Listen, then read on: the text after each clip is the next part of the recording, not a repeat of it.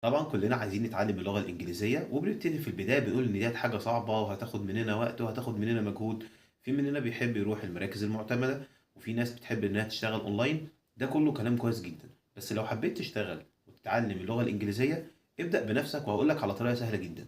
الفكرة كلها إن أنت عشان تبتدي تتعلم لغة إنجليزية، حاجة واحدة بس لازم تعملها، ابدأ. ما تفكرش أنا هابدأ إزاي. طب إيه الحاجات اللي أنا ممكن أعملها عشان تبقى بالنسبة لي اللغة الإنجليزية سهلة وأقدر أتعلمها في وقت قليل جدًا؟ أول حاجة اهتم بالمهارة اللي هي listening listening listening. اسمع كتير، اسمع كتير بودكاست، اسمع كتير على اليوتيوب أي حاجة مكتوبة بالإنجلش، فيديوهات بسيطة، فيديوهات بسيطة جدا ممكن تكون من دقيقة لخمس دقايق. مش لازم إن أنا أجيب فيلم أجنبي أو أغنية أجنبية وأبتدي أسمعها في البداية. في بودكاست كتير جدا موجودة على اليوتيوب، في قنوات كتيرة جدا بتنزل محادثات بسيطة جدا على اليوتيوب. دي أول حاجة. فلازم أهم حاجة نطور مهارة listening اللي هو معناها السمع. اسمع كتير هتقدر تتكلم بطريقة سهلة. طب الحاجة التانية اللي أنا ممكن أعملها، ممكن في خلال خطة مدتها شهر تقدر تتعلم أو تطور من مهارة اللغة الإنجليزية والتحدث في اللغة الإنجليزية. أول حاجة حدد هدفك من تعلم اللغة الإنجليزية. أنت عاوز تتعلم اللغة الإنجليزية من أجل الدراسة، ولا هتعلمها عشان العمل، ولا هتعلمها بشكل عام عشان أنت عايز تتكلم لغة إنجليزية؟ فدي أول حاجة لازم تعملها، حدد هدفك أنت ليه هتتعلم اللغة الإنجليزية. الحاجة التانية، ابتدي اتدرب يوم بعد يوم. خلي ليك كل يوم نص ساعة بودكاست ليسننج. اسمع، اسمع بس. ممكن تسمع الحاجة لمدة يومين تلاتة أسبوع لحد ما تقدر إن أنت تحفظها وتتعود عليها. بعد كده حاول إن أنت تتكلم. فلازم أهم حاجة تكون ليك سيستم معين، كل يوم نص ساعة هقعد أسمع فيديوهات باللغة الإنجليزية. الحاجة اللي بعد كده أو الحاجة التالتة، زي ما قلت لك لازم تحدد إيه الهدف من التعلم عشان تعرف هتعلم إزاي أو تقدر تسمع أنهي بودكاست هتفيدك بالظبط. الحاجة اللي بعد كده كمان ممكن تعتمد على حصيلة الكلمات اللي عندك وحصيلة الجمل، وتبتدي تكتب جمل بالعربي بسيطة تقدر إن هي تساعدك في تعلم كلمات جديدة. يعني مثلا أول حاجة ما تبصش ليها أو ما تحطهاش في الاهتمام قوي، الأزمنة أو الجرامر.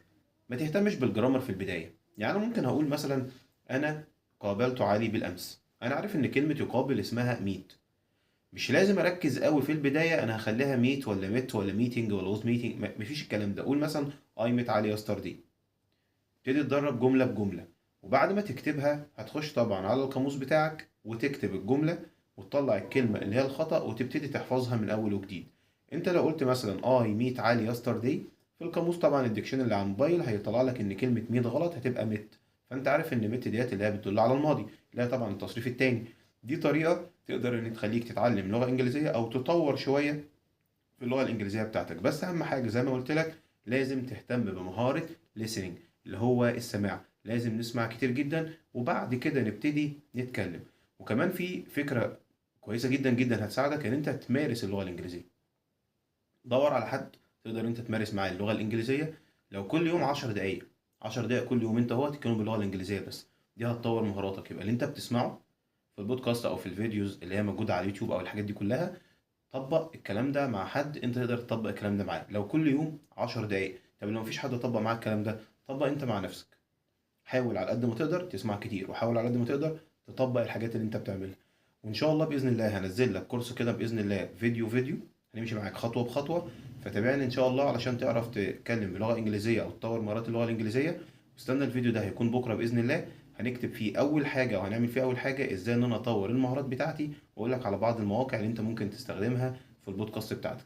وان شاء الله باذن الله في خلال شهر هتلاقي فيه تطور كتير جدا بالنسبه للغه الانجليزيه وتحدث اللغه الانجليزيه. تابع معايا. ولو تعرف حد مهتم باللغه الانجليزيه محتاج ان هو يتعلم، يا ريت تعمل له شير عشان الفيديو يوصل له. وهنبتدي من بكره باذن الله. اشوفكم بكره في فيديو جديد.